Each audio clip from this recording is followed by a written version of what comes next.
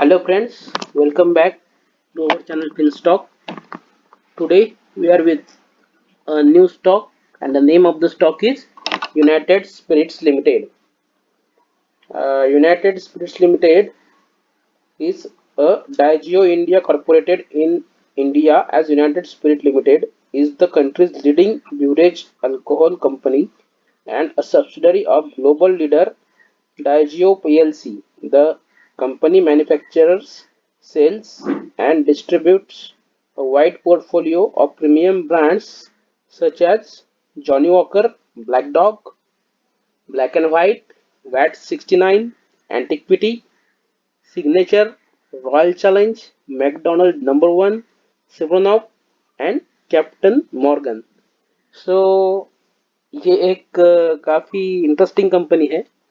ये जो कंपनी है ये अल्कोहल यानी हम जिसे बोलते हैं लिकर्स बनाती है. और इसके जो ये अभी ब्रांड है अलग अलग वो काफ़ी फेमस ब्रांड है. यानी जो लिकर के प्रेमी है उनमें ये ब्रांड्स काफ़ी फेमस है. जैसे कि Johnnie Walker, Black Dog, Black and White, VAT 69, Antiquity, Signature, Royal Challenge, McDowell's number one, Smirnoff और कैप्टन मॉर्गन. इनमें से बहुत से ब्रांड काफ़ी फेमस है.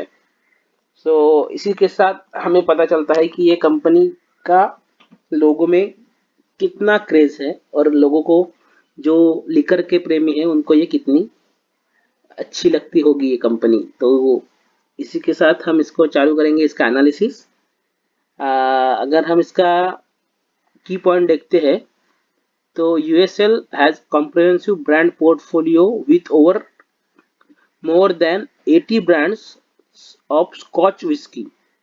80 से ज़्यादा ब्रांड्स है Scotch whisky, IMFL whisky, brandy, rum, vodka and gene.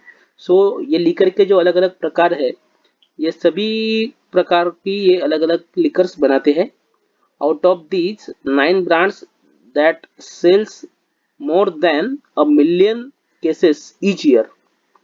यानी 1 मिलियन से भी ज़्यादा इसकी सेल है केसेस. यानी एक एक अगर हम क्वांटिटी करेंगे तो 1 मिलियन से ज़्यादा सेल होता है.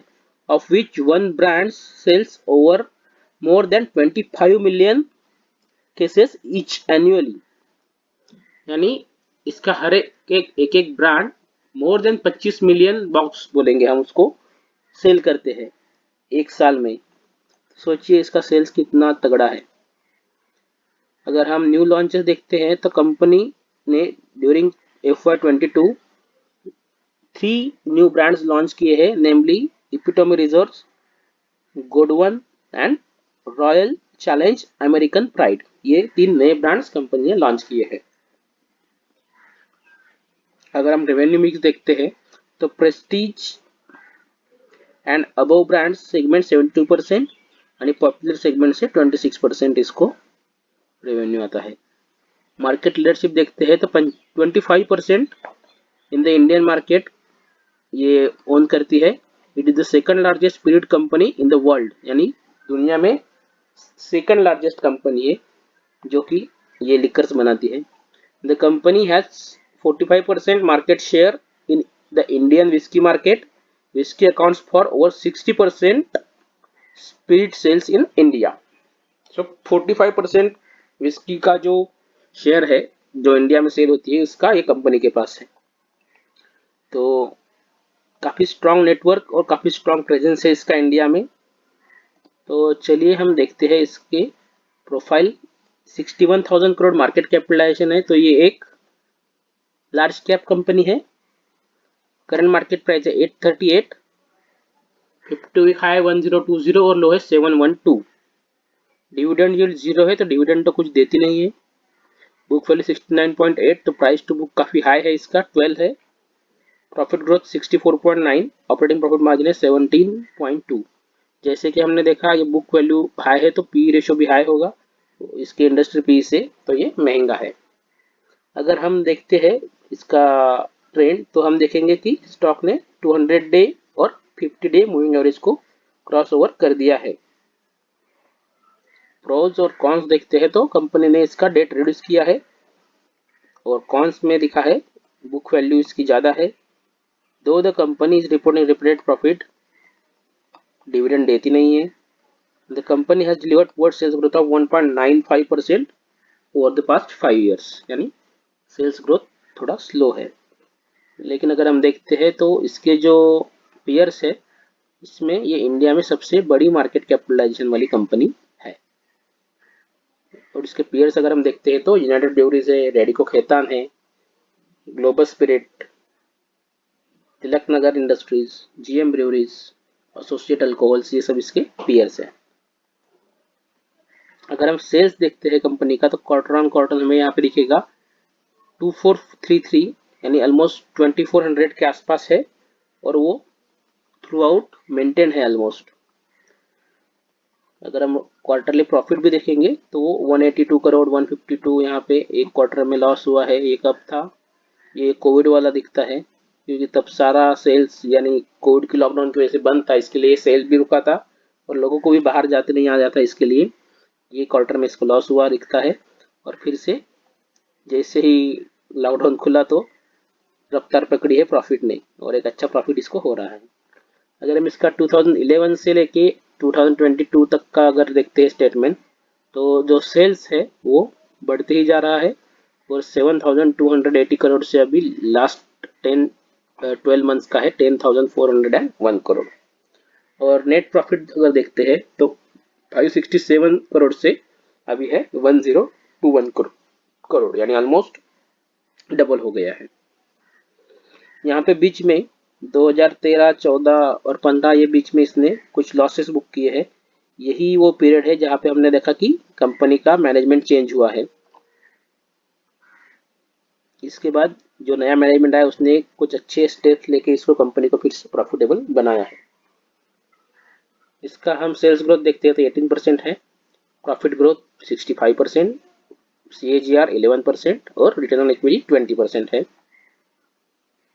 अगर हम इसका शेयर होल्डिंग पैटर्न देखते हैं तो प्रमोटर के पास 56.73% है, FII के पास 16%, DII के पास 10%, यानी काफी अच्छा स्टेक इन्होंने होल्ड किया है।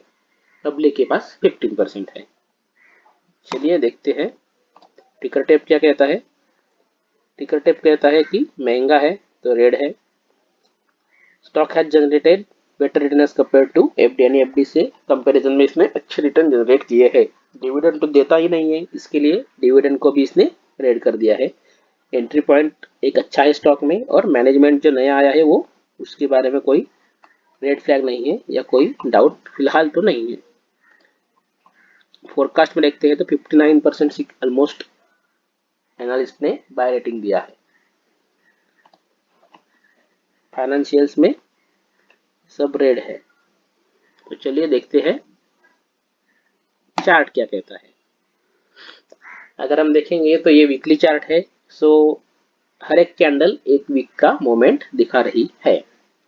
और हम देखेंगे कि यहाँ से काफी अच्छा रनअप आया था स्टॉक में, ऑलमोस्ट 518 से स्टॉक डबल हो गया था, 980 डबल के पास चला गया था और उसके बाद एक डाउनवर्ड स्लोपिंग चैनल में स्टॉक ट्रेड कर रहा है।